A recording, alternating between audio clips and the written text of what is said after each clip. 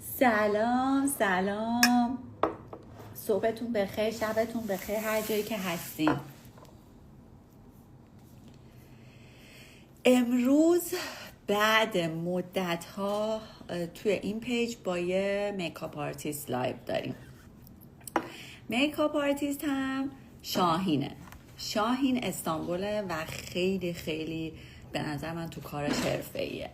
موضوعی هم که با هم دیگه انتخاب کردیم میکاپ بالای 40 سال به بالا در واقع، و فکر میکنم که دغدغه خیلیاتون باشه، حالا چه خودتون چه خیلیاتون یا دوست آشناهاتون 40 سال یا 40 سال به بالا هن، توی این لایو بمونین، به خاطر این قرار نکات پوستی و نکات میکاپ خیلی جذابی بهتون شاهین بگه و جزواتون رو بیارین، یه نوت ریزی هم وردارین. خب ما بریم شاهین رو اد کنیم. شاهین اومده کردم.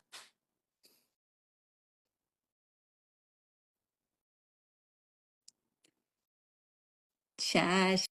عاشق میکاپ اینا نه؟ خیلی بانمکی.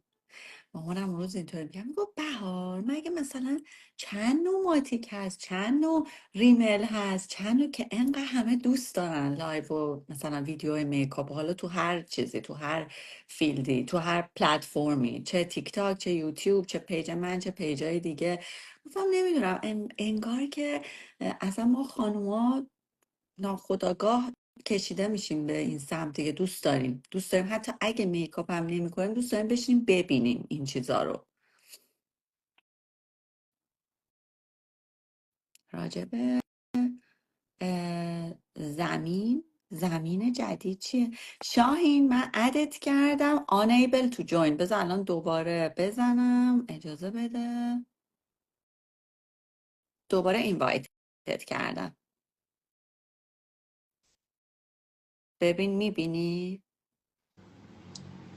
سلام سلام. شاهین، چطوری؟ سلام بهار، چطوری عزیزم؟ خوبی؟ ممنونم، من عالی، فوق‌العاده. حالت ببین چطور؟ داشتم میگفتم بعد مدت ها من اومدم تو این پیجم لایو راجع به میکاپ گذاشتم، اونم با یه میکاپ آرتیست خفن به اسم شاهین از قربونت برم. استانبول. قربونت برم.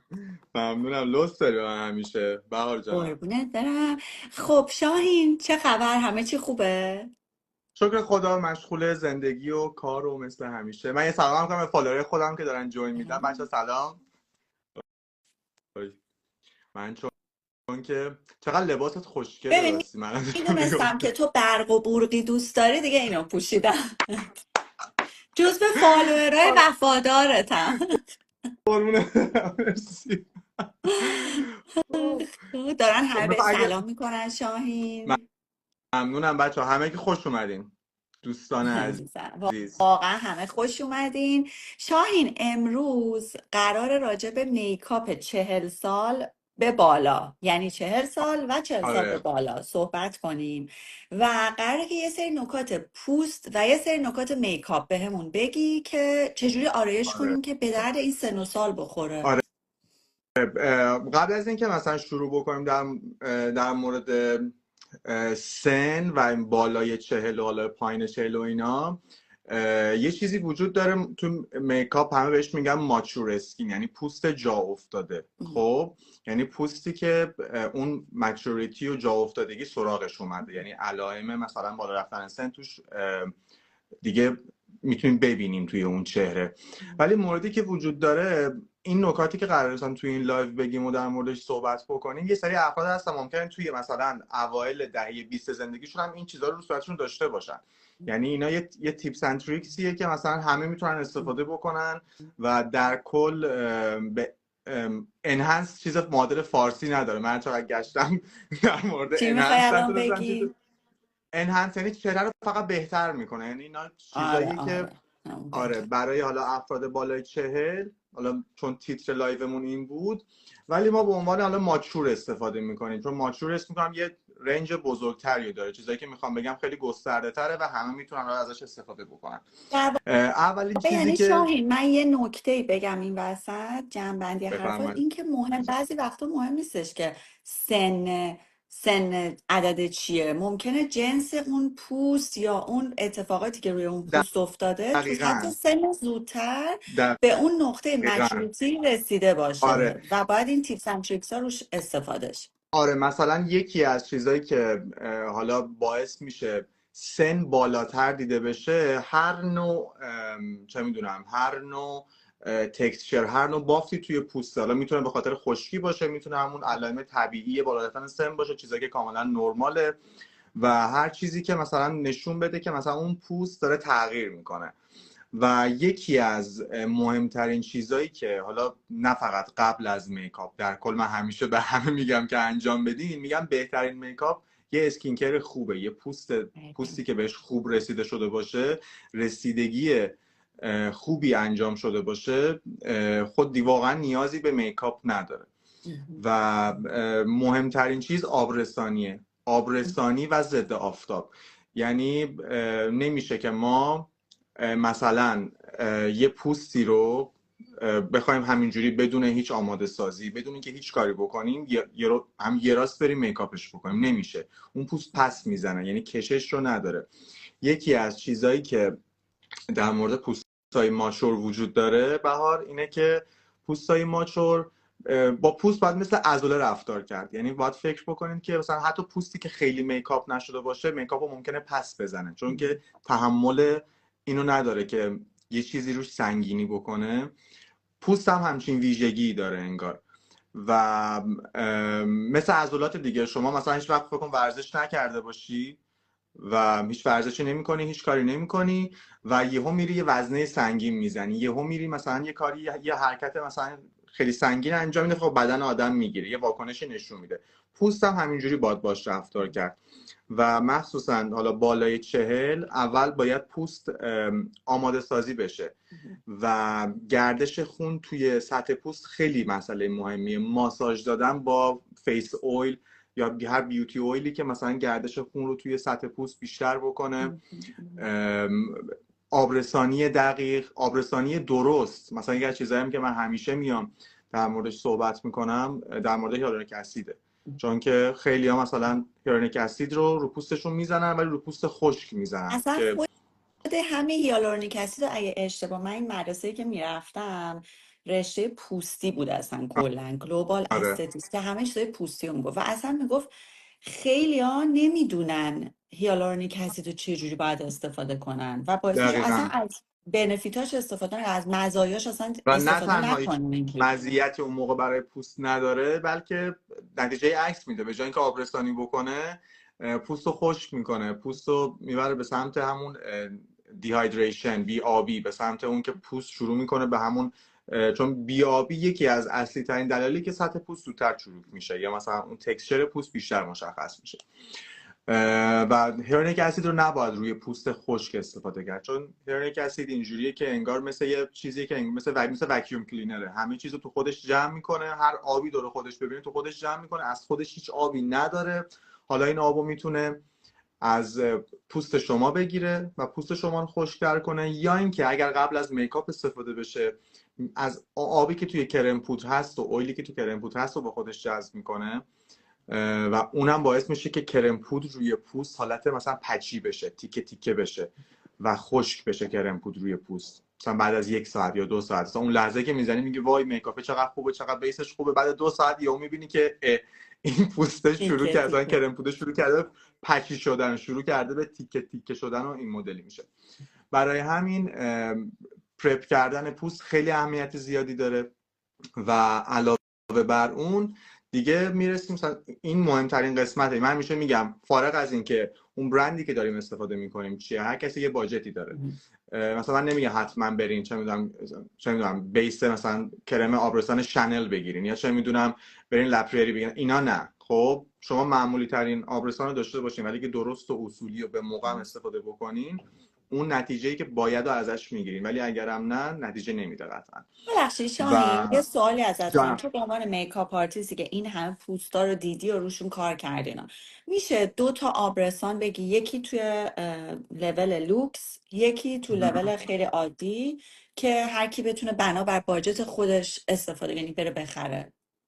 آبرسان، یا آبرسانی که من اخیرا استفاده میکنم و واسه یه برند ترک فرانسویه که مثلا برند دراگستوره و اسمش از جوونیل. برند جوونیله که تو ایران هم فقط یه آنلاین شاپ اونو موجود داره. میگم تو ایران اون پیدا میشه، ولی برندهای ایرانی رو من یکم باشون یکم زاویه دار شدم بعد چند سال، یعنی یکم سخت میشه مثلا محصول خوب از دلش پیدا کرد، ولی همچنان معتقدم محصول خوب توشون هست. ولی تو قیمت مناسبایی که الان من با محیط اطراف و اینا در دسترسم هست و میدونم ارزش خرید داره، یکی برند جوونیل. آبرسان خوبی هم که تقریبا میشه گفت که به همه دوستام گفتم اینو بخرین، خیلی خوبه. 2 تا برندی که لوکس، هم یکیشون لوکسه یکیشون گرونه. یکی برند کیلزه که هم ضد آفتابش خیلی خوبه، تا اینجا گذاشتمش که نشون بدم این ضد آفتابای اینجوری قوطیای کیلز. یکی هم این کرم های شیسیدو ولی زیر شاخه واسو. این چیزش چقدر مشخصه اینجا، آره شیسیدو الان واسو. معلوم شد. آره این مگا هایدریشنش اینا مثلا چیزای خیلی خوبی هستن. حالا خب فارغ از این، یک کرمی هست کرم امبریولیس که اون بیشتر میکاپیه، یعنی دیگه جنبه اسکین کیر نداره به خاطر اینکه فریگرنس داره و من همیشه هم اینم حواستون باشه زیاد محصولاتی که توش فریگرنس داره استفاده نکنین، چون اونم باعث ایجاد لک میشه، ایجاد حساسیت میشه. یعنی هر کسی یه چیزی داره، یه شرایطی داره. آره اینم از این 2 تا خب محصول و برندایی که واسه برای خودتون کرمایی که دور چشم هم میگی، میکنم. از لحاظ آماده کردن مثلا دور چشم برای کانسیلر و اینا چی پیشنهاد میکنی؟ چیزی که خودت راضی بودی اینو بگو، بعد بریم سراغ تیپس کرم اند تریکس دور میکاپ. چشم من چون بیشتر مثلا برای قبل میکاپ استفاده میکنم، من جدیدن رو آوردم به یه سری برندهای کره‌ای. خب عالی هم. یه برندی من خودم فن مثلا شماره 1 برندهای فرانسوی ام، چون یه سری فرمولایی توشون پیدا میشه که جای دیگه پیدا نمیشه. ولی اخیرا مثلا یه سری برندها مثل همین شیسیدو واقعا یعنی کل هیچ فکر نکنم هیچ اسکینکر بدی داشته باشه. هر چیزی از شیسیدو چشم بسته اسکینکر میخرم خوبه. قیمتش به نسبت زیاده، ولی به نظر من اونقدری هم دور از دسترس نیستش که مثلا بگی نشه خرید. یه حالت سرمایه گذاری داره و واقعا یه از ایناست که اگه میدونی اگه پولم داری تاثیر داره. ولی برای برندهای کره و اینا یه برندی هست اینجا گذاشتمش به ترتیب چیزا HSGN، خیلی برند کره عجیب غریبیه. خب اینو من واسه خودم، آره این توش رتینول گیاهی داره و خب برای دور چشم خیلی خوبه. یعنی مثلا یه سری فاین لاین و اینا رو خیلی تونسته خوب به مرور زمان اینا از رو بین میشه ببره. بعد لایف تو پیجت استوری عکسشون رو بذاری که بیان هر کی آره دوستش آره ببینه؟ آره مرسی. حتما همه رو میذارم. با لایو رو دوباره ببینم که یادم نره، من یادم. و اینکه کرم دور چشمی هم که خیلی به نظر من برای قبل میکاپ خوبه، مویسچر شوگر کلینیکه. میدونم که مثلا جواب خودش رو پس داده. یه کرم دور چشم دیگه که برای مشتریام استفاده میکنم، دور چشم چیز لمره که واقعا عالیه. یعنی من کلا خیلی آدما رو تشویق نمیکنم کالای لوکس این شکلی بخرن، چون معتقدم از یه جایی به بعد داره پول برندش رو میگیره. ولی کرم دور چشم لمر واقعا بی‌نظیره. چه یعنی دور مدلیشه؟ چشمش واسه یه مدلی که داره سرش یه بیلکی داره، از تو کاسه در میاری حالا اینجوری میزنین دور چشم بعدا اگه تونستی ماساژ. استوری کن که ما باید هم عکسش رو ببینیم. بذارم. آره لیپ آره بام لمرم خیلی خوبه. این وسط که حالا حرف شد، لیپ بام لمرم خیلی خب خوبه. خیلی هم عالی. خب آره حالا شاهین برو بریم سراغ نکات میکاپی. ما آره بیا از پوست نکات شروع کنیم میکاپی. تو میکاپ، آره یعنی نکات کرم پودر، رژ میکاپی. گونه، کانتور. آره نکات میکاپی اینه که کرم پودری که برای ماچور اسکین استفاده میشه باید یک کرم پودری باشه که اصلا حس سنگینی نداره. منم 2 تا کرم پودر مختلف رو اینجا دارم. یکیش کرم پودر اورلستینگ کلارنسه که من اینو برای عروس استفادهش میکنم. یک کرم پودر مات سنگین نیست، ولی خب به نسبت مثلا یک کرم پودری مثل لوژ شنل خب خیلی سنگینه. مثلا بافتشون هم بخوام روی پوست نشون بدم، این بافت رو میبینی؟ بذار من این برکه جوش اینجا یکم بریک آوت دارم، بذار روی اینا بزنم، نگاه کن. اینو میبینی؟ این یه آره. حالت هایدریتینگه، اصلا پوشش خیلی خاصی هم به پوست من نمیده. ولی لبش پوشون تموم شد. آره، ولی میشه بیشتر انگار یه دست میکنه، رنگ انگار یه رنگی به پوست میده، ولی پوشانندگی خیلی آنچنانی و خیلی بالایی نداره. من هر چقدر مثلا اینو روی پوست بزنم، رنگش هم چون دقیقا رنگ پوست خودم، مثلا اینجا رو بزنم که این شما الان رنگش رو بیشتر متوجه. اورلستینگه نه، شاهین؟ این لبژ شنله. آها اون آره، اون خیلی هم آبکیه. آره، این خیلی آبکیه، ولی کسی که پوستش ماچوره یا مثلا اگه چروکی داره یا هر چیزی، بهتره که اصلا سراغ محصولات مات و سنگین نره. دلیل اصلیش هم اینه که محصولات مات تکسچر رو، بافت پوست رو بیشتر نشون میدن و روی پوست حس سنگینی بیشتری دارن و اون پوست دیگه تحمل چیز سنگین رو ممکنه نداشته باشه. برای همین یه همچین محصولی خیلی یه حالت دست. هایدریتینگ، آره یه دسته. ولی اورلستینگ کلارنس داستانش فرق میکنه. بازم خوش دستم اینو.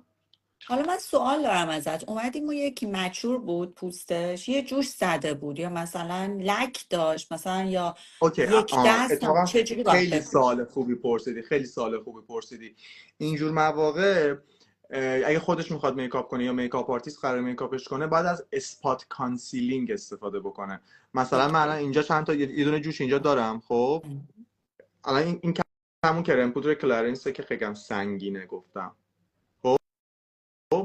اسپات کانسیلینگ یعنی فقط بیای روی اون نقطه‌ای که میخوای کاور کنی، کانسیلر یا کرم پودر سنگین‌تر تو بذاری، یه کوچولو بهش وقت بدی که جا بیفته، یه کوچولو غلیظ‌تر بشه، بعدش بلندش بکنی سر جای خودش، همینجوری آروم آروم مثلا 2-3 دقیقه وقت بذاری این بمونه، بعد اینو اسپات کانسیلینگ کنی، یعنی مثلا کانسیل کردن نقطه نقطه‌ای، ای. پوشانن آره. نقطه‌ای. وقتی که نقطه‌ای یه چیزی رو میپوشونین، نمیشه فقط به خاطر 2 تا جای جوش یا 3 تا جای جوش. نباید ما کل صورت رو مثلا بگیریم یهو از اون کرم پودر سنگین استفاده کنیم، چون اون باعث میشه همه چی یهو بیشتر دیده بشه، همه چی یهو غلیظ‌تر دیده بشه. این کرم پودر میکشه برام روشنه، ولی در کل این چیزیه که در مورد این حجم استفاده از کرم پودر کانسیلر وجود داره. در کل توی داشتی همچین اون چیزایی یکی هم تست میکردی یا اون یکی یکی هم اورلستینگ؟ بذار. این اورلستینگ خیلی، یه نفر اومده تو کوچه ما داره صداش عاشق میاد تو لبه. استانبولم، یعنی زنده است. اینجا هفت الان شب اومده همین صدا از گوشم. در و دیوار در نمیاد. وای نگاه کن، عالیه. نگاه کن اینجا رو میبینی؟ این کرم پودر، الان کرم پودر سنگینه مثل اورلستینگ کلارنسه. قشنگ معلومه ببین بافتش. اصلا خود فکر کنم متوجه این آره. قضیه بشی. حالا فارغ از این که مثلا رنگش روشن و برای مثلا مناسب آندرتون من نیستش، میبینی این شنله واسه خودم بود، ولی این کلارنس رو برای مشتریان اینا استفاده میکنم. ولی با این حال میبینی که وقتی چیزی سنگینه روی پوست، کاورج بیش از حد هم خیلی قشنگ نیستش. یعنی ما نباید یه جوری باشه که پوست خیلی کاور بشه که اون حس سنگینی و حسی ماسکه که مثلا نشه. ما ماسکه. من همیشه میگم کاور صورت خب باید با کاور بدن و باقی جاهای پوست یک دست باشه. مخصوصا حالا هر کسی بدنش مختلفه، ولی یه سری افراد هستن که اگه دقت کرده باشی مثلا روی گردنشون ممکنه لک داشته باشن، مثلا چه میدونم روی دستشون لک داشته باشن، حالا با لک ها اوکی هستن یا نیستن، اینشو نمیخوام به اون بپردازیم چون این همه علائم طبیعیه. ولی ما وقتی که بیایم صورت رو کاملا با یک کرم پودری که خیلی کاورج بالایی داره، خیلی یک دستش بکنیم، یک دست صافش بکنیم، این تناقض داره با اینجا. متوجه میشی؟ یعنی آره. انقدر که دیگه صاف و یه دست میشه، انگار اینجا پوست یه نفر دیگه است، اینجا قیافه مصنوعی میشه. و معمولا کلا من خوشم نمیاد که این نفر قیافش بعد از میکاپ مصنوعی بشه تو هر سنی، اصلا فرقی نمیکنه چه سن پایین‌تر چه سن بالاتر. برای همین بهتره که از یک کاورجی استفاده بکنن که خیلی در تضاد با باقی قسمتاشون نباشه. و به نظر من لک‌های صورت چیز، برای من لک‌هایی که توی صورت وجود داره همشون یه بخشی از اون کاراکترن، اون زیبایی، اون سن، اون چیزی که توی اون فرد تجربه کرده به اونجا رسیده و حس میکنم پوشوندن زیاد اونا یه حس مثلا یه مدلیه، واسه همین یه چیزی مثل یه تینت سبک، یه بی بی کریمی چیزی. حالا اگه بی بی کریم خوب، اگه کسی مثلا، چون میدونم حالا اگه فالوورات توی مثلا کانادا و اینام هستن، یا بی بی سی سی کریم ایت کازمتیک، اون خیلی خوبه، عالیه. اون امتحانش کردی؟ آره اون یه عالیه. پستم اصلا راجبش درست کردم، چون ببین من پارسال 1 سال تموم اونو فقط زدم و بی‌نظیر بود. توش اسید هیالورونیک داره، همه ضد آفتاب داره، قشنگ همه تقویت داره کننده پوست داره. آره خیلی باحاله. حالا ببین من البته پیش تو هیچ اظهار نظری جرئت ندارم نه بکنم، والا ولی یه راحت باش، من تریکی، همه نه واقعا یه تریکی که خودم از تو یوتیوب و نمیدونم اینجور چیزا پیدا کردم برای کسایی که کرم پودرشونو غلیظ یعنی سنگین خریدن و الان شاید نمیخوان هزینه کنن برن یه چیز دوباره رقیق بخرن، میومد توی این ویدیو یکم از مرطوب کننده رقیق رو، یعنی مثلا آره بافت غیر مثلا غلیظ رو قاطی میکرد با کرم پودر و این کرم پودر رقیق میشه، یعنی بافتش یه ذره آره نازکتر میشه. یعنی اگه آره دارن یه همچین چیزی میتونن با یه ذره مویسترایزر رقیق اینو چیزشونو آره کرم آره پودرشونو لزوما نباید حتما رقیق بگم پول کنن. بدن چیز گرون بخرم، دقیقا میتونی دقیقا اگه مثلا یه کرم پودری خریدی، آره اینا تکنیکای درستی اتفاقا تو بهشون گفت.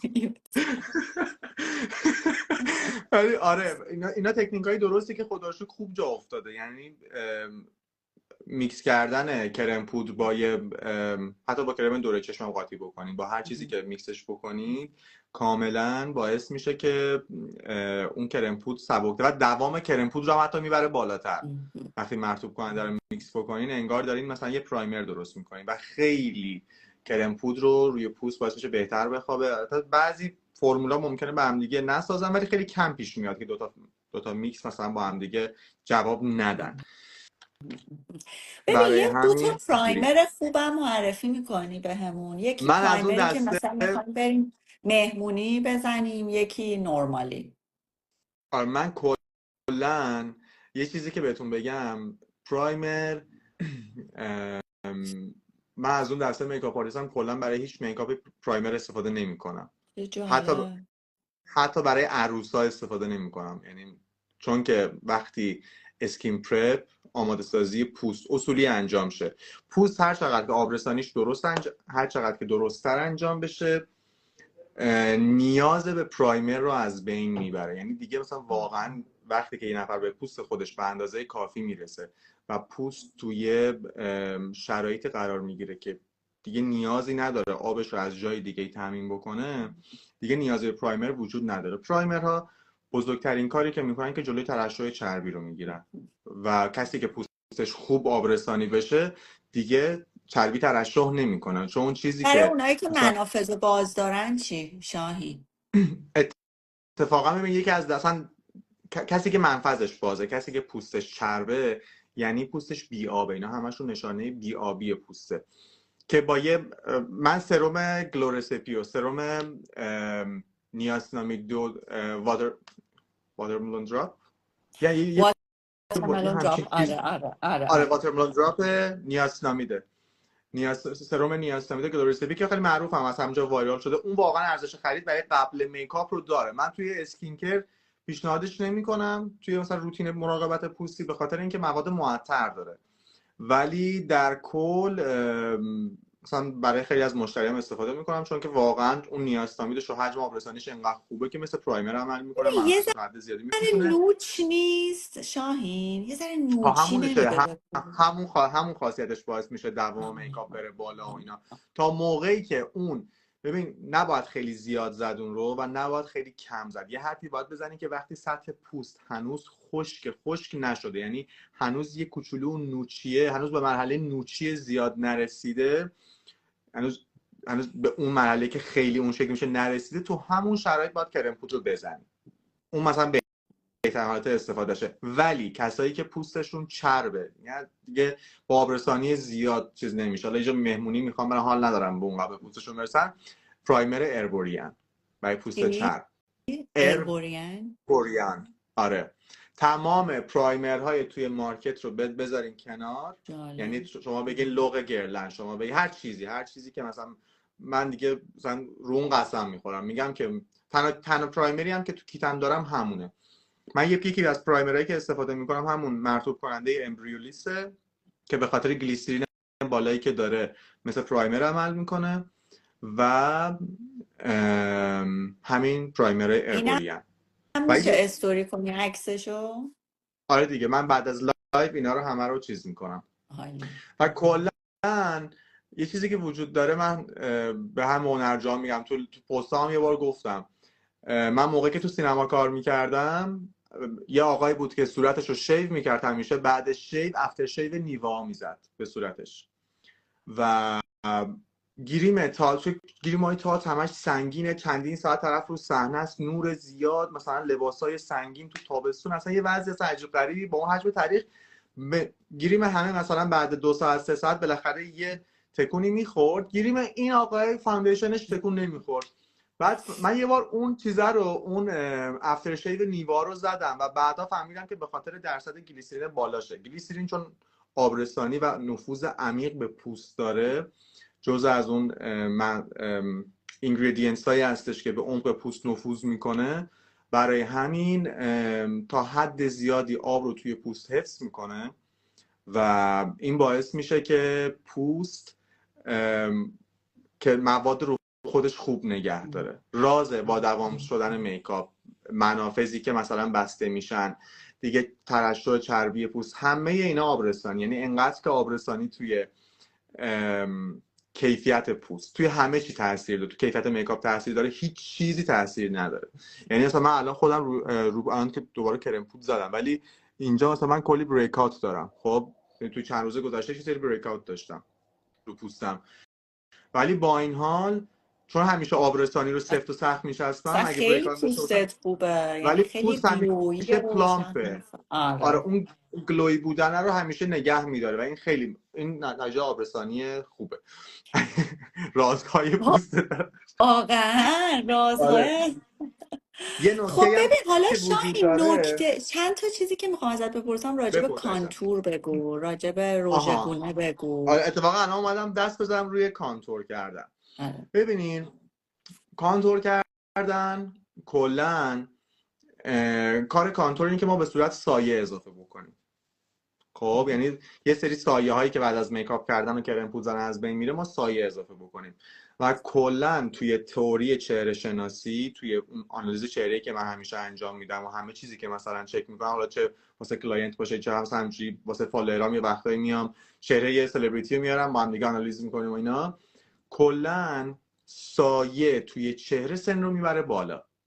آها چه جالب. مثلا ما توی تئاتر و سینما مثلا این خطوط، الانم میتونم این کارو بکنم، الان چیزاش کانتورینگ رو دم دستم نذاشتم، ولی چیزی که وجود داره، ما اینجا رو میایم تیره میکنیم. مثلا دیدی که همه مثلا میرن خیلی میرن اینجا رو ممکنه فیلر بزنن که این خط پر بشه، به خاطر اینکه اینجا سایه ایجاد میکنه دیگه، یا به اشتباه میان روی اینو کانسیلر میزنن که بپوشونن که بدتر بولش میکنه. ولی در کل سایه های توی صورت، هر جایی که ما سایه توی صورت داشته باشیم باعث میشه که یه مقدار سن رو ببره بالا. یعنی مثلا حتی اگه نفر هیچ شروکی هم نداشته باشه، پوستش صاف این شکلی هم باشه، با کانتور اشتباه سن یه کوچولو میره بالاتر.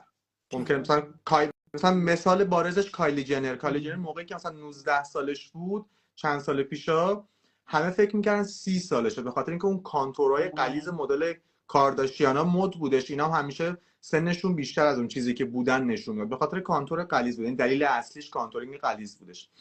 و یه هایلایتی تو پیج هم دارم اتفاقا که مامانمو میکاپ کردم و و توی پستای اینستاگرام هم مامانم یه بار میکاپ کردم، هیچ کانتوری واسه مامانم انجام ندادم، چون به نظر من از یه سنی به بعد انقدر که سایه به اندازه کافی توی چهره وجود داره، ما با کانتور کردن نه تنها باعث نمیشیم که نه باعث میشه صورت لیفت بشه. یعنی کانتور لیفتینگ یکی از بزرگترین دروغ‌های توی سوشال میدیایی که مثلا ما با کانتور صورت رو لیفت، واقعا دارم میگم به عنوان کسی دارم میگم که مثلا فکر کنم 3 سال روی کانتورینگ تحقیقات، یعنی مثلا من آدمی ام که به قیافه آدما تو خیابون ظلم میزنم، مثلا عاشق مثلا چهره آدما برام جذابه، مثلا حال میکنم با این قضیه. و مثلا و کسی هم که مثلا عکاسی پورتره سالها انجام دادم از چهره ها و خیلی چهره آدما رو خیلی با دقت نگاه میکنم. کانتور لیفتینگ اصلا معنی نداره. هیچ کانتوری نمیتونه پوست شما رو لیفت کنه، چون در نهایت سایه ایجاد میکنه. یک تاثیر مثلا 2% میتونه بذاره، ولی در نهایت اینه که باید کشیده بشه. این کارو که نمیتونه برای ما بکنه. و به نظر من بهترین کار برای میکاپ های بالای افراد بالای 40 سال اینه که کانتور اصلا وجود نداشته باشه، چون در هر صورت سنو میبره بالا و قیافه رو خسته تر ممکنه نشون بده. چون ماها آره مثلا من الان تو صورتم افتادگی ندارم، ولی مطمئنم 50 سالم بشه اینجا یه افتادگی، اینجا چیزی رخ میده دیگه، پیر میشم بالاخره منم. ولی موردی که وجود داره مگه بیام همون رو کانتور بکنم، سایه رو دارم روی یه سایه دیگه اضافه میکنم. اون افتادگی که مثلا اینجا توی صورت وجود داره اون داره خودش سایه ایجاد میکنه، بعد ما بیام رو همون سایه یه سایه دیگه هم بزنیم، این دیگه چیز نمیشه، این دیگه صورت رو شادابتر نمیکنه. یه چیزی که صورت رو خیلی شاداب میکنه رژگونه است، رژگونه و رژ لبه. متاسفانه نمیدونم خانومای ایرانی از رژ لب‌های بولد و رژ لب‌های فرش، رژ لب‌هایی که برایت کالرز، رنگای شاد و زنده فرار میکنن، در صورتی که تنها چیزی که تا حد خیلی زیادی میکاپ رو نجات میده، اتفاقا من یه سری رژ لب اینجا چیز کردم، یه سری رنگا رو به ترتیب اینجا میخوام برات سوارچ بکنم که نشون بدم که چرا این کار رو میخوایم بکنیم. رو دستم بهتون نشون میدم. مثلا رنگایی که برای خانمای دقت کردیم، یه چیزی که تو ایران همیشه میگن که آره خانوما مثلا بعد مثلا 40 سال 50 سال تو اروپا بیشتر میکاپ میکنن تا جووناشون و فلان و اینا، مثلا میکاپ رو برای اون سن میدونن.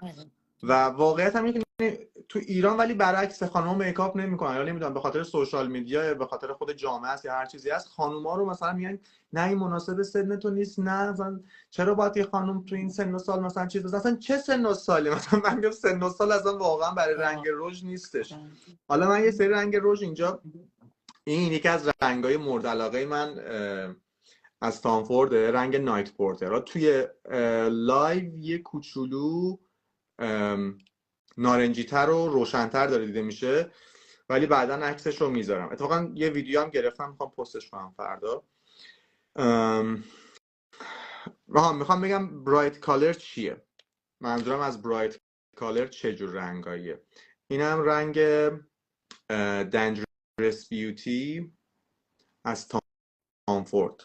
خب این یکم وارمتر، این یکم چیزتره، این یکم توش بنفش و بنفش صورتی طوری و خیلی دنجرس بیوتی خیلی رنگ خوشگلی است. من مامانم هر وقت میکاپ میکنم از این براش استفاده میکنم. آره این دوتا رنگ برایت کالر هستن. خب و رنگایی هستن که من میگم که اصلا خانم‌ها حتما باید از این استفاده کنن و از این روی صورتشون هم به عنوان رژگونه استفاده کنن، چون رژگونه هایی که اون حس سرخی و گلگون بودن و لپگلی بودن رو بده، بیشتر اون حس تراوت چهره رو بیشتر انگار حفظ میکنه، اون یه حس شادابی بیشتری به چهره میده. حالا اگر یه نفر رنگ نود دوست داره ولی مثلا سراغ این رنگا نمیتونه بره، میگه آقا مثلا منو بکشی این رنگا رو نمیزنم، خب ولی یه دونه چی میگن یه سری آلترناتیو میتونه داشته باشه. این رژ لب اینم رنگ این پشنده، اینم سوالش کنم براتون. این یه رنگ مثلا این قرمز قهوه‌ایه، نمیدونم توی دوربین بده مثلا یه جیگریه این قشنگ. خب قشنگ قرمز و قهوه‌ای داره توش و این دیگه مثلا چه میدونم به اندازه کافی رنگ به چهره میده و نود هم نیست. یعنی ما باید تا میتونیم از رنگای نود فاصله بگیریم و الانم بهتون میگم چرا باید فاصله بگیریم. یا اینم یه نود خوشگل دیگه است. اینم ام، اینم خیلی خوشگله. این ویکد ویس شماره 34 تامفورد. اینا این رنگا رو من باز خیلی میپسندم، یعنی سلیقه خودم هستش. حالا بذار از اینا روشن‌تر و خاکستری‌تر رو من نمیپسندم. اینم یه رنگ دیگه است. اینم لاف کرایمه. اینم خیلی عاشقشم. اینم بنفش رو برای کسایی که رنگای نارنجی اینا بهشون گرم نمیاد، این رنگایی که توش آبی عجب بیشتر داره گزینه مناسبه. اینم خیلی رنگ خوشگلیه. لاف کرایم واقعا رنگ بی‌نظیریه. حالا این یه رژ نوده، رنگ ایندیان روز. اینو من کنار اینا سواش بکنم اینجا.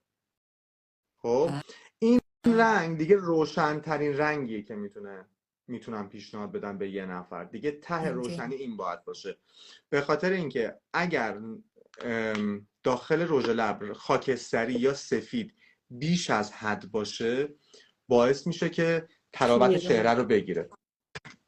الان مثلا من یه رنگ نود دیگه اینجا براتون میسازم خودم که بهتون بگم چه مدل رنگ نودهای ایرانی پسند. میگم چجوری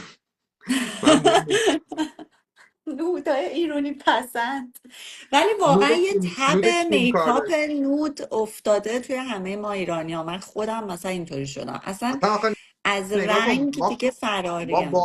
ما بالا بریم پایین بیایم خاورمیانه ایم قربونت. ما مثلا سایه اسموکی باید بزنیم و رژ نود. یعنی من خودمم واسه خیلی بیشتر با اینکه خودم طرفدار رژ قرمزم ولی عاشق رژ نودم خودم، یعنی میگم اصلا. ولی این دیگه تیپس اند تریکسه. الان این رژ نود رو میبینین، از این رژای نود ما خیلی میبینیم توی سوشال میدیا و توی رژ لبایی که وجود داره. حالا موردی که وجود داره، بذار من اینو خوب میکسش بکنم. اینا رو میبینید توش یک کوچولو خاکستری داره، یعنی یکم توش خاکستری داره. اینو من میذارم روی لبم، فقط تینتش میکنم رو لب. چه اتفاقی افتاد توی ماهیت چهره من؟ یک کوچولو قیافه، یک کوچولو که نه، قشنگ درد شد. شادابی چهره رو میگیره. آره درسته. ما مثلا توی تئاتر و سینما موقعی که بخوایم یه نفر رو افسرده یا غمگین نشون بدیم یا مثلا چه میدونم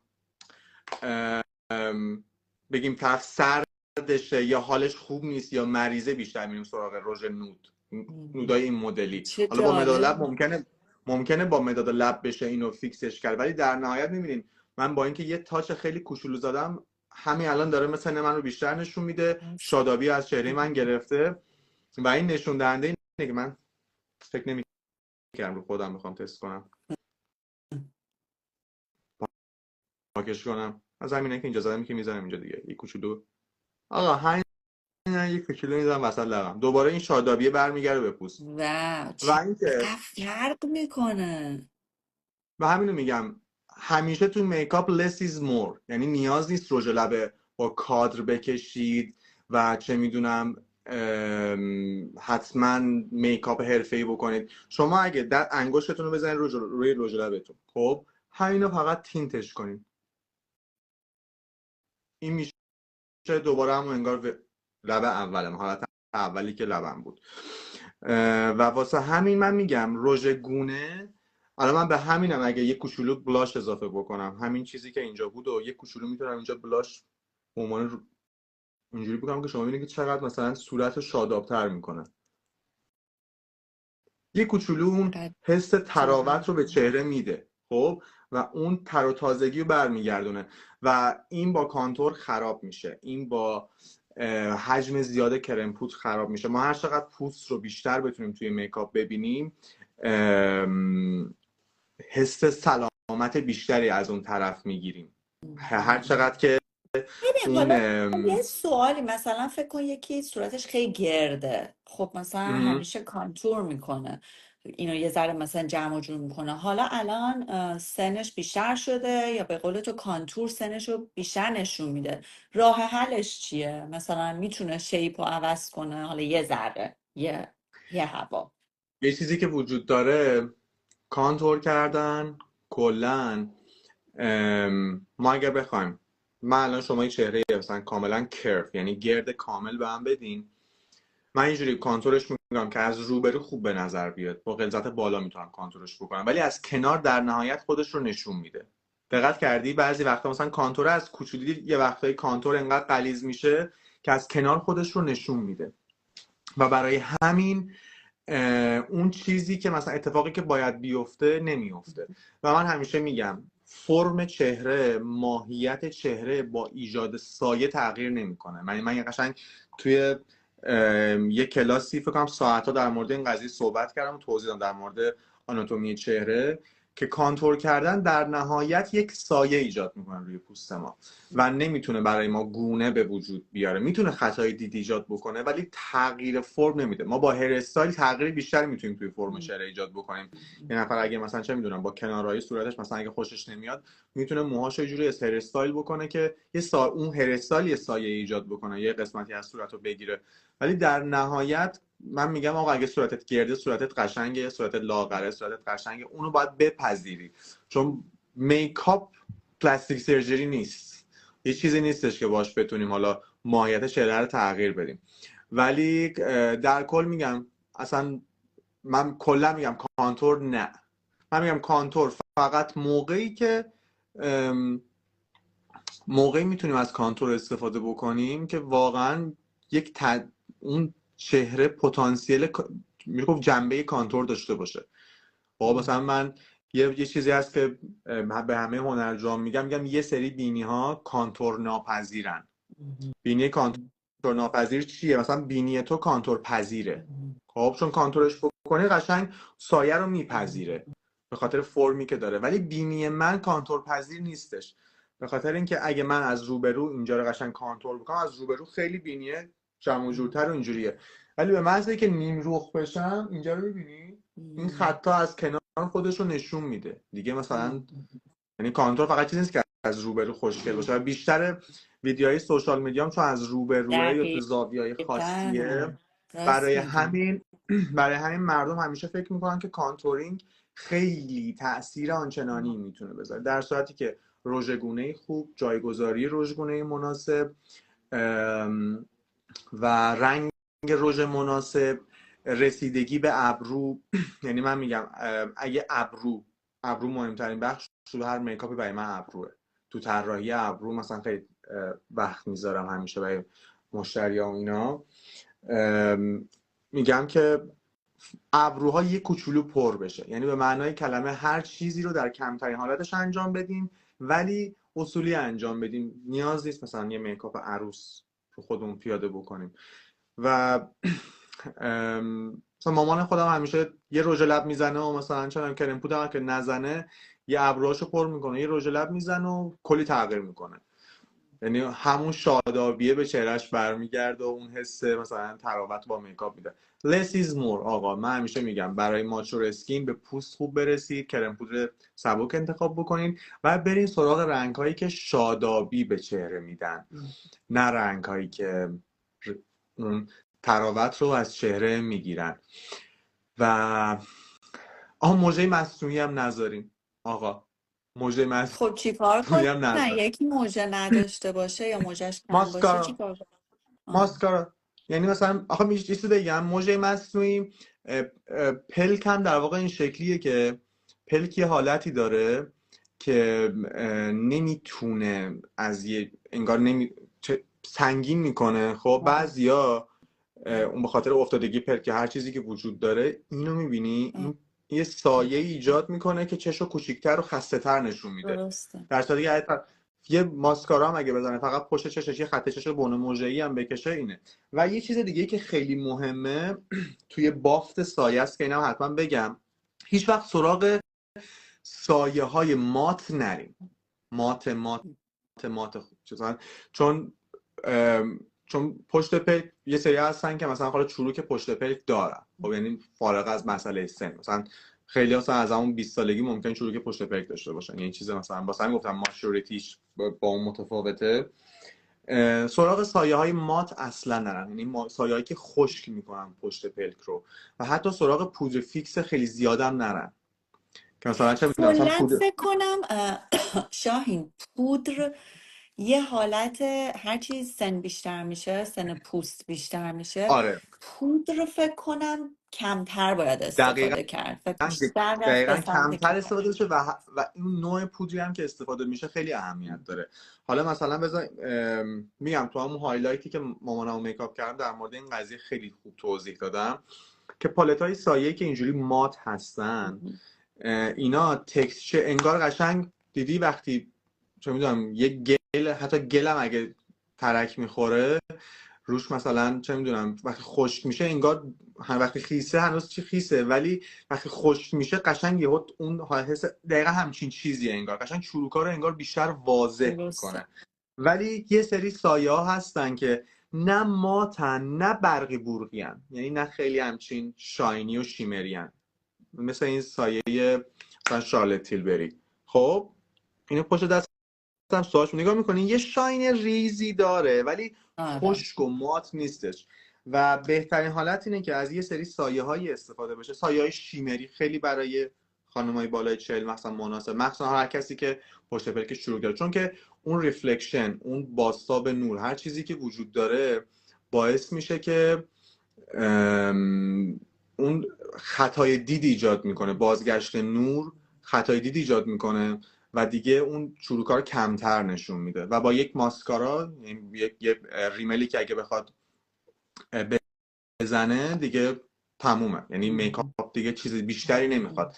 مهمترین عامل توی میکاپ ماچور اسکین رنگ دادن به صورته، مثلا برانز کردن خیلی قشنگتر از کانتور کردنه. آها مثلا چه صورتشون رو برانزر جالب. استفاده بکنن و پوستشون رو شادابتر نشون بدن. مثلا یکی از این که حتی ستینگ پاودر نیست، فینیشینگ پاودره واسه برند شنل. خب خیلی فکر میکنم آقا این چون شنل دیگه معجزه میکنه، خیلی پودر خوبیه، خیلی مثلا یه افکت مثل فیلتر مانند روی پوست میده و مثلا یه چیز واقعا چیز کار در بیاری به قول ما میکاپ آرتیستا کار جمع میکنه، به قول دوستان سامان واقعا کار در بیار خیلی خوبه.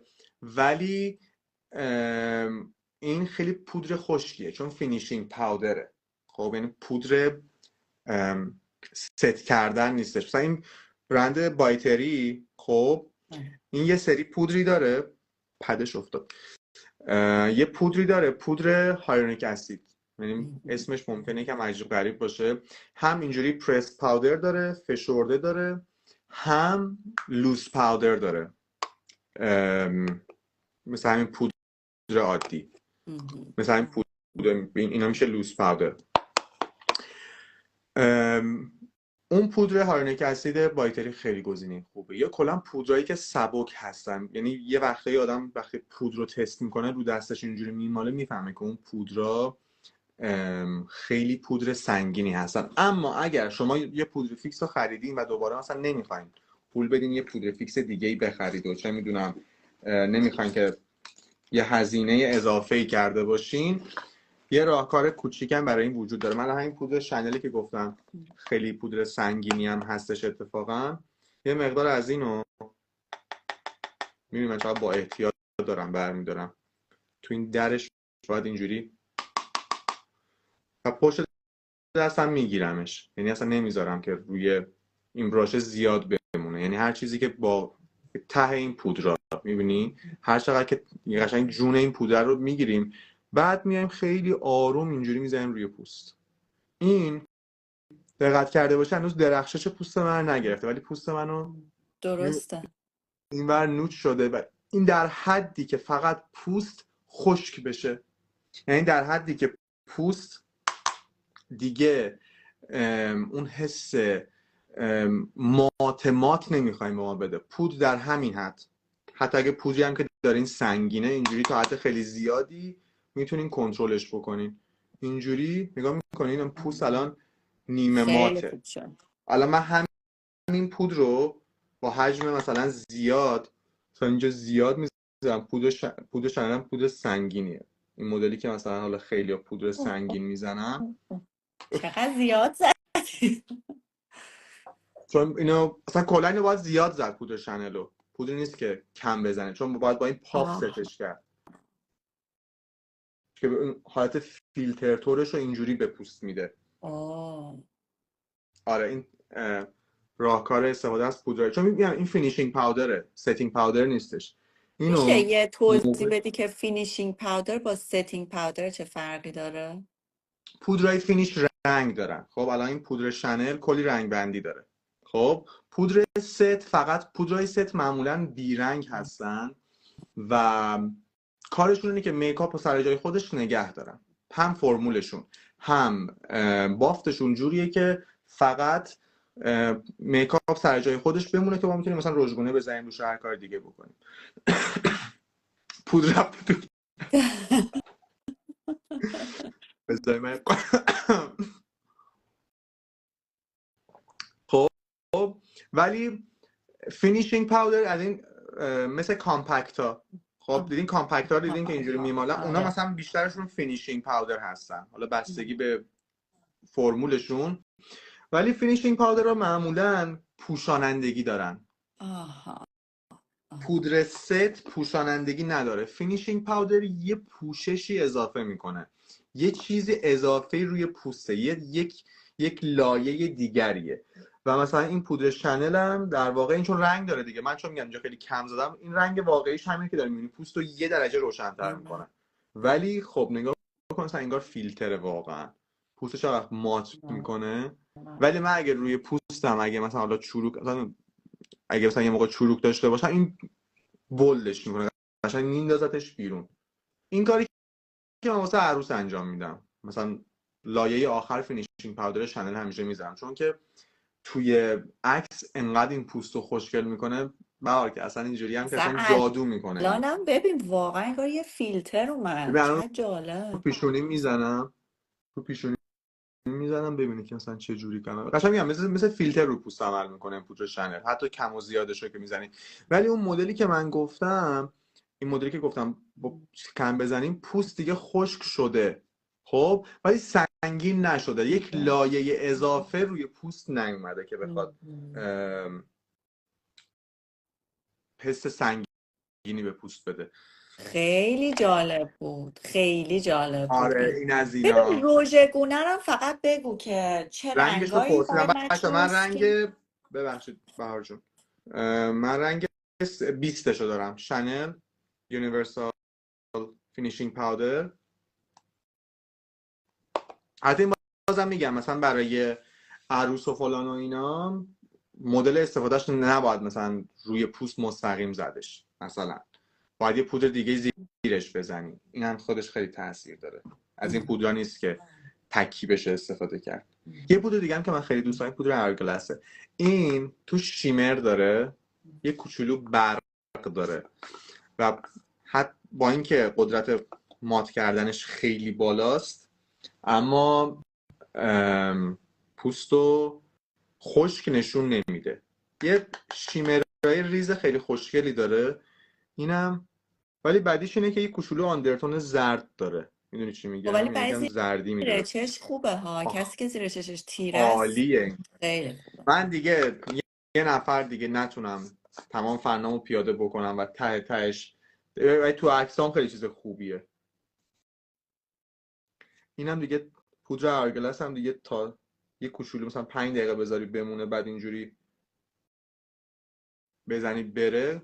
همین الانش هم میبینی قشنگ زیر چش رو یه کوچولو میاره بالاتر و جلوتر میاره.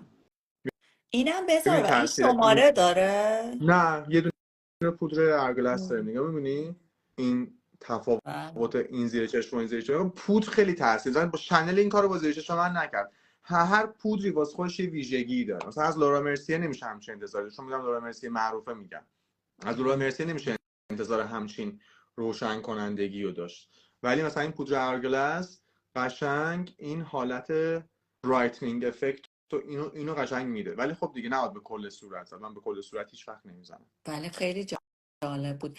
ببین شاهین، حالا سوال و اینا که اینجا زیاد شد به خصوص راجع به محصولات، بچه ها همه رو شاهین استوری میکنه توی آره من قول پیجش و میدم میتونین تو پیج استوریش خودش میکنم. ببینین. آره، بعد پرسیدین سیو میشه، لایف سیو میشه، خیالتون آره راحت. حتما اه، سیوش بکن. ریمیل خوب چند نفر پرسیدن؟ ریمل خوب مک، ریمل های مک، من ریمل مختلف الان اسم سری شدم نیست، ولی مثلا من خودم طرفدار لنکومم، مثلا ریمل های لنکومو خیلی قبول دارم، مثلا موسیو بیگو خیلی دوست دارم. هایپنودراما بود. آره یه ریمل هم هست واسه مارک جیکوبزی که تولید نمیشه ولی همچنان بازار سیاه میشه پیدا کرد. مارک جیکوبز خیلی خوب بود. ریمل تارت خیلی خوبه. یه ریمل ببین 3:1 هدا داره. بیوتی هم خیلی خوبه جدیدش، وان کوت و خیلی خوبه، هم پر میکنه من هم دونه کلا دونه میکنه. میدونی که زاویه دارم با این باشم. آره راست میگی، تو زاویه داری. من واقعا خیلی من روی این قضیه خیلی متاسفم، مثلا متاسفم من روی این قضیه واقعا اصلا هیچ وقت پروموتش نمیکنم هدا چرا؟ بیوتی رو. به خاطر اینکه اولا که برای شعور مخاطب خیلی ارزش قائل نمیشه، خب، و تمام این پالتای فیک هدا بیوتی که مثلا تو همه بازارها وجود داره، من یه بار تاش قشنگ فهمیدم کاملا کار خودشه، مشخصه، چون نمیشه یه نفر انقدر دقیق فیک تولید کنه و مثلا اون کسی که تولید میکنه، خیلی از برندهای لوکس هم این کار حتی میکنن، ولی خب هدا بیوتی اکسکلوسیو میاد این کارو میکنه. یعنی از پالت فیک هایی هم که تو بازارهای خاورمیانه داره میفروشه با کشورهایی که مثلا قشر فقیرتر جامعه توشون وجود داره و آرزوی مثلا اینا انقدر برندینگ میکنن، اسم خودشون جا میندازن، هم از اصلش پول در میارن هم از فیکش. اینو چون من واقعا دیدم نشنیده که بودم اصلا تا حالا، اصلا چه چیز عجیب. خیلی از برندها این کارو میکنن، مثلا حتی مثلا این برندهای لوکس مثلا چه میدونم دیور و شنل و فلان و اینا، فقط درآمدشون از چیزشون نیست. یاد میاد چند وقت پیش اخبار شنیده بودی که مثلا یک کیف مثلا $4800 دیور لو رفته بود که کلا $50 بیشتر باش هزینه نشده. نه نشنیده آره بودم. ببین اینا همه مثلا برندینگ و مارکتینگه، یعنی دقیقاً برندینگ خیلی مهم. من خودم همیشه چیزی که از تو خوشم میاد برندهای ایرانی رو خیلی استفاده میکنی و آره من خیلی پروموشنشون دوست میکنی، دارم. واسه همین من خیلی به علاقه زیادی دارم. و من بیشتر مثلا کیفایی که استفاده میکنم، لباسایی که همشون برندهای ایرانیه و خیلی معتقدم که خوبن. دیزاینرهای ایرانی حداقل باب سلیقه ما دارن کار میکنن، مثل زارا و فلان و اینا مثلا یهوی چیز ندارن. ولی در کل از بحث دور شدیم، چون ما ولی کلا هدا بیوتی نه و یکم که نه خیلی ضد ایرانیه. خب از ایناست که پول آره بهش بدی، درست مثلا از درست. ایناست که یکم که نه به نظرم خیلی ضد ایرانیه، چون مثلا خلیج فارس دیگه خیلی دقیقا محدوده. یادمه، سر همین منم یادم استوریش کردم، تگش کردم، نوشتم چرا این کار، آره اصلا همون داستان و با خلیج فارس. اینکه همه بیوتی بلاگر مثلا همه بیوتی بلاگر گنده های ایران هم، یعنی فالر میلیونیا براش کامنت گذاشتن، عوض نکرد و همچنان همه دارن پروموتش میکنن و تبلیغش میکنن. من اینجوریام که خب چرا؟ یعنی درست. مثلا برای من یکم قضیه بیشتر از میکاپه. من خودم قبل یه سری اتفاقا خیلی یه سری مسائل استفاده، اتفاقا خودش یک از ویدیوهای من تو پیج خودش گذاشته بود و مثلا خیلی جالب بود برای خودم، مثلا 3 سال پیش فکر کنم. ولی من دیگه آدمی ام که وقتی میبینم طرف مثلا به هویت من احترام نمیذاره، منم دیگه برندش رو پروموت نمیکنم. آره محصول خوب زیاد داره هدا بیوتی و خیلی از دوستای منم استفاده میکنن، ولی من اصلا لیلی به لالای اینجا چیپه، یکم چیپ درست شده میگی. دیگه. آره یعنی من درست پول به میگی. هدا بیوتی نمیدم، یعنی نیکس و لوریال و مثلا ماسکارای لوریال خیلی ارزش خریدشون بالاست. مثلا برند لوریال من ماسکارا مثلا اون یه تلسکوپ داره، ماسکاراش خیلی خوبه، قشنگ بلند میکنه و پر میده و اینا، با یه ماسکارای مک، ولی پول به هدا بیوتی هرگز. چه خوب شد گفتی. خب شاهین، آره. همه یک صدا، به عنوان آخرین سوال، همه یک صدا، الان دیدم سامی هم توی لایو. سامی باید یه بار تو بیای مهمون لایو من بشی. اتفاقا باید سامانم بیاد. اتفاقا من و سامان سر هدا بیوتی همیشه ما هم داستان داریم، ما با آه دوستای صمیمی هم هستیم، ولی همیشه مثلا اون یه مسئول میگه بابا اینقدر تبلیغ نکن با سامان. آخه هر دوتون واقعا کارتون عالیه، واقعا. قربونت برم، واقعا سامان که کارش خیلی درسته و ای کاش یه بار سامان بعد من باید با سامان بچینیم که با حتما هم دیگه چیز داشته باشیم. سامان هم به حتما. خاطر اینکه تو سینما تجربه های خیلی چندین و چند سال. من که خیلی تو سینما نبودم به اون اندازه که سامان تجربه داشت، ولی سامانم واقعا تجربیاتش بی‌نظیره. یعنی من هم ازش چرا خوب. یعنی هم خوشحالم که باش دوستم. یعنی دوستیمون برمیگرده به سال 96. ما از خیلی سال همدیگه رو میشناسیم، به واسطه سوشال میدیا نبوده، با هم دیگه تو تئاتر کار کردیم حتی. یعنی آشنایی، آره این شکلی با هم آشنایی داریم، ولی دیگه الانم دیگه دست روزگاره دیگه. الانم دیگه خدا رو شکر بغل دست همیم. آخه چقدر خوب. قسمت آره بشه من یه بار میام استانبول شماها منو میکاپ کنین، حتما واقعا از دوست دارم کمال میل. خب شاید هم ببین من بیام، شاهین، شاید هم من به بیام خدا کنم. ببین بیای اینجا که جدی میگم شاهین، اینجا میتره کنی به خاطر اینکه واقعا کمه. یعنی میکاپ آرتیست خوب توی، حالا من ونکوور رو میگم، تورنتو تو رو من نمیدونم، ولی ونکوور. واقعا کمه، واقعا کمه. و حالا میگم باب سلیقه ماهایی که تو ایران بودیم اونقدر میکاپ آرتیستای میکاپ واقعا آرتیستای تو ایران واقعا، من همیشه شاهکار میگم، رو دیدیم، یعنی اینجا ضعیف ترین، کمه. مبتدی ترین میکاپ آرتیستای تو ایران واقعا کارشون از میکاپ آرتیستای توی اروپا و اینا خیلی واقعا بهتره، اونایی که تو سالن اینا. هست، واقعا واقعا هست. من یعنی نمیگم از اینجا میکاپ آرتیست خوب نیست، هست، ولی خیلی انگشت شماره، خیلی. آره و آره بیا اینجا خیلی کارت خیلی خواهد گرفت.